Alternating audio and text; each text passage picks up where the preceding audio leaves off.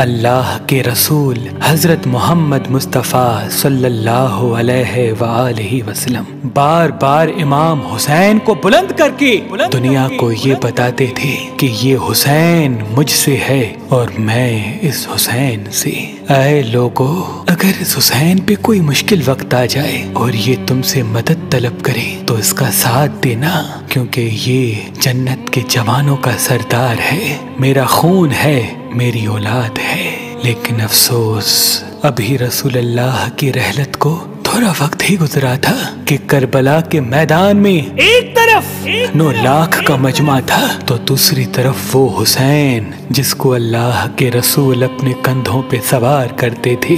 امام حسین علیہ السلام اپنے نانا کی امت سے بار بار کہتے رہے کہ کیوں میرا رستہ روکا ہے؟ اے لوگو، پہچانو، میں تمہارے نبی کا نواسا ہوں۔ کیوں 3 دن سے میرے بچوں کو پیاسا رکھا ہے؟ کیوں میرے عزیز و اقارب کو شہید کیا ہے؟ بتاؤ، کیا میں نے رسول اللہ کی شریعت میں ترامیم کی ہے؟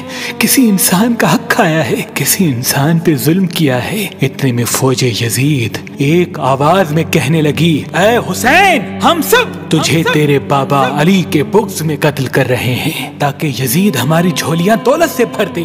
امام حسین نے فرمایا، اے لوگو، آج جس اسلام کا علم تمہارے ہاتھوں میں بلند ہے، یہ علم میرے بابا علی نے بلند کیا، مت بھولنا۔ خیبر و خندق میں اگر علی نہ ہوتے تو اسلام کی فتح ناممکن تھی۔ وہ علی جس نے پوری زندگی اسلام کی تبلیغ کی، حق کو بلند کیا، رسول اللہ کی حفاظت کی، آج اس علی کو یہ اجر دے رہے ہو۔ اے لوگو، بتاؤ، اللہ کے رسول نے بار بار میرے بابا علی کا ہاتھ بلند کر کے فرمایا تھا کہ جہاں حق ہوگا وہاں علی ہوگا، جہاں علی ہوگا وہاں حق ہوگا، اور آج اس علی اور اولاد رسول کو یہ اجر دے رہے ہو۔ اتنے میں یزید کی فوج کے سپہ سالاروں نے دیکھا کہ کہیں فوج میں بغاوت نہ ہو جائے۔ اے شمر، کیا دیکھ رہے ہو؟ حملہ کرو۔ بس لاکھوں کی فوج نے جب رسول اللہ کے نواسے پہ حملہ کیا، امام حسین علیہ السلام نے اللہ کا نام لیا اور ذوالفقار کو نیام سے نکالا۔ تاریخ گواہ ہے، ایک طرف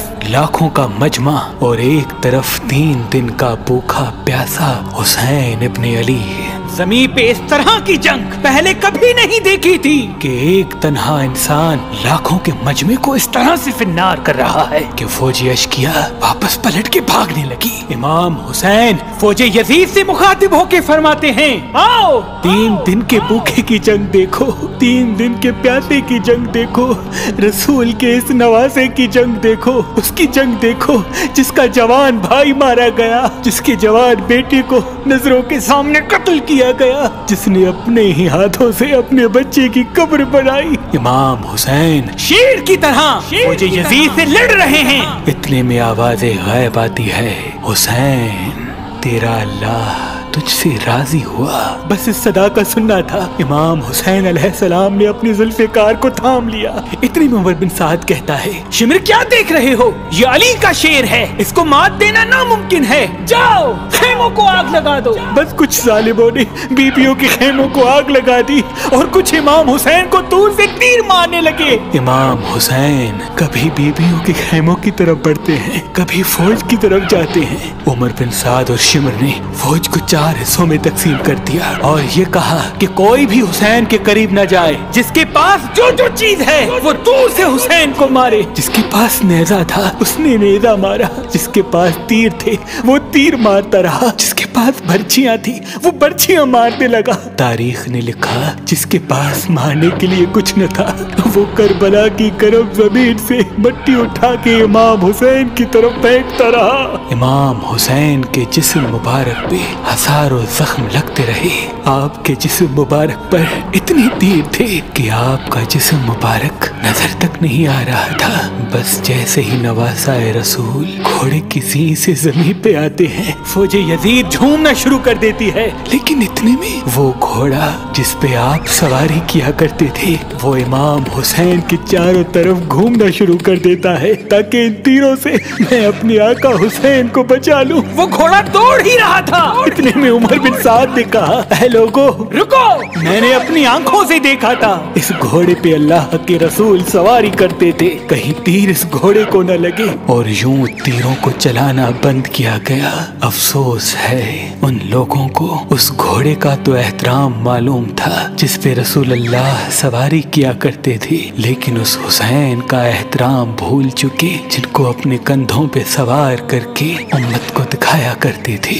बस इमाम हुसैन अलैहिस्सलाम ज़मीन करबला पे अपना सर रख के अल्लाह का शुक्र कर रहे हैं, और वहाँ फौज यजीद के मुख्तलिफ सिपाही इमाम हुसैन का सर काटने के लिए करीब आते हैं। जो भी करीब आके इमाम हुसैन के सर को देखे तो उसे इमाम हुसैन के चेहरे में रसूल अल्लाह का चेहरा नजर आए और वो चीख के दूर चला जाए। इतने में शिमर कहने लगा, ये काम मुझसे ही होना है। जैसे ही शिमर ने खंजर इमाम हुसैन के गले पे रखा तो वो देखे इमाम हुसैन के लब हिल रहे हैं। उसने सोचा, हमने हुसैन का पूरा खानदान कत्ल कर दिया, 3 दिन तक हुसैन के बच्चों को प्यासा रखा, शायद हुसैन हमें बद्दुआ दे रहे होंगे। सुनने के लिए कान करीब करे तो क्या सुने, इमाम हुसैन अलैहिस्सलाम अल्लाह की दरबार में अल्लाह की नेमतों का शुक्र कर रहे हैं कि ऐ अल्लाह तेरा शुक्र है कि इस अजीम इम्तिहान के लिए तूने इस हुसैन को चुना। इतने में इमाम हुसैन ने आंखें खोली और शिमर से कहा, ऐ शिमर,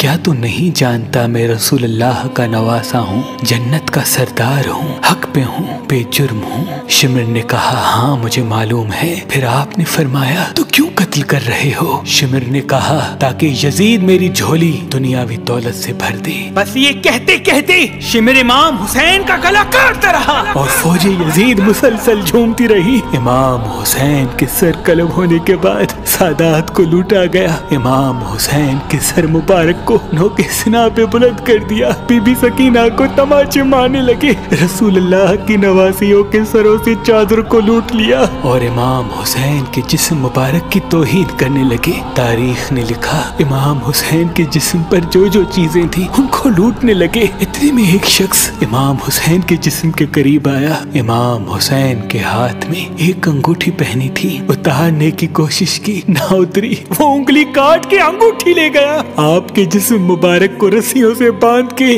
करबला की गर्म जमीन पे इधर से उधर फिराया गया।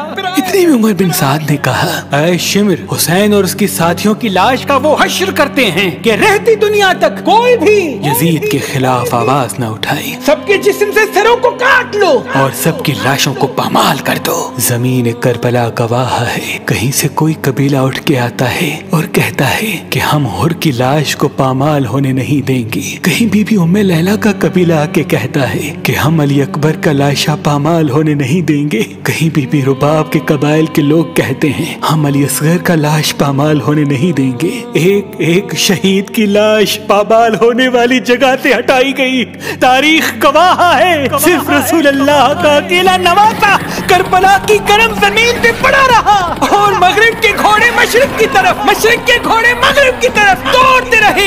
इमाम हुसैन का जिस्म पामाल होता रहा। इमाम जाफर सादिक अलैहिस्सलाम फरमाते हैं, मेरा सलाम हो मेरे उस गरीब दादा पर जिसकी लाश को इस तरह से पामाल किया गया कि उनकी दाईं पसलियां बाईं पसलियों की तरफ चली गई और बाईं पसलियां दाईं पसलियों की तरफ चली गई, जिनका सीना और पुश्त एक साथ हो गया। सलाम हो मेरे उस बेवतन दादा हुसैन पर जिनके जिस्म मुबारक के टुकड़ों को जमीन करबला पे बिखेरा गया। सलाम हो, सलाम हो, सलाम हो।